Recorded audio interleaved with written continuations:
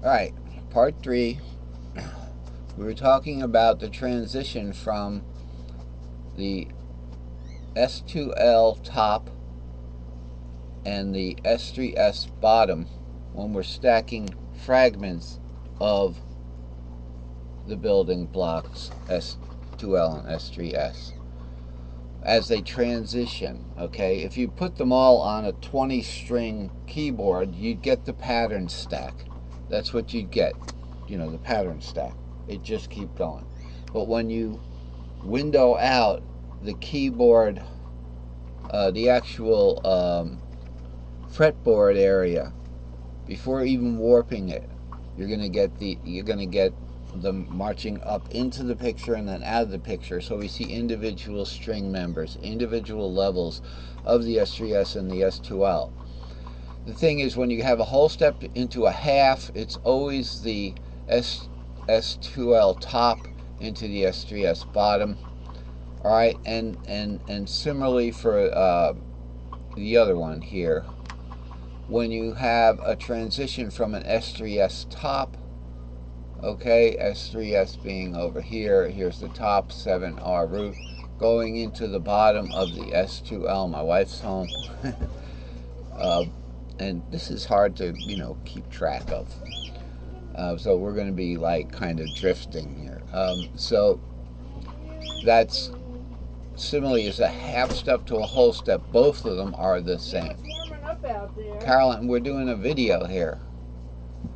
Are you? Yeah. So I'm glad to hear it's warming up. So 7R2 goes into 3, 4, 5. If you want to do some decorating outside. Oh, wow. Some decorating. Yeah, if you want to decorate our little tree out there. Oh, I was wondering when we were going to do some decorating. I always buy new lights every year because I never know what's going to work. Oh, I was wondering. I thought she was going to dig them out of storage, and she just bought new ones from storage. You wait till the last couple of days of Christmas, before Christmas. All right, that's great. It's Christmas time.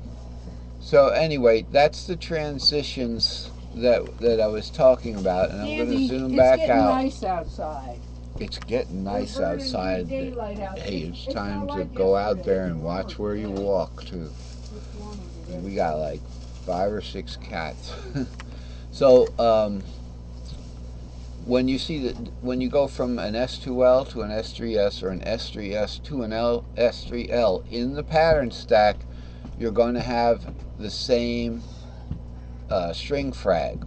So it'll be whole to half or half to whole. It'll be the same one. It's very useful. It's very helpful. It was a little confusing. And it's sad because some people who don't know how to play guitar would just go like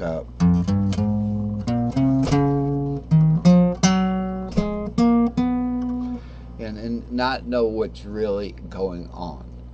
Okay, so what wanted to get to the point of the discussion is that, let's see, that's from the other day here. We're going even further back, so we're going in this direction here. So we covered the transitions between the fragments. Okay, so in the pattern stack, like I say, you see the similarity, half whole, and then when the transitions from S2S to S2L to S3S, then we've got whole, half, and you got right there, whole, half, and then from S3S to S2L is half whole, you see? So you can recognize, it's easy. Once you know you're at the top of the S3S and you know you're going to an S2L, whether you're going to warp it or not, you know you're going to go the same interval, half whole. Right, that's what that was about. All right, now back to today's discussion. We got this very interesting drawing right here. Okay, I don't know how much time we have on this recording because I'm in full screen. So we'll just keep on keeping on. This diagram here is a very contended diagram. It certainly has to be look like a Christmas tree to me, really. But what this says is start cage scale from any string, render chart That's what it is. It's the start cage scale from any string render chart for warped cage shapes. This is for warped now. Remember, if we start the scale, it's not the cage scale because it's any scale, from any string on the pattern stack. Okay, on the pattern stack, sorry, I keep doing this. Here's the pattern stack. If we start from any string, okay, start the scale. Now that means from the number, from the scale degree. So we want to start the scale degree from 6. We're just going up the pattern stack. But this diagram here, and let me leave a little bit of this because this is the warp. Now we're talking in the warped zone here. We got, these are the colors. My dog keeps chewing on her foot. These are the colors here of the of the keys of the piano keyboard, fretboard.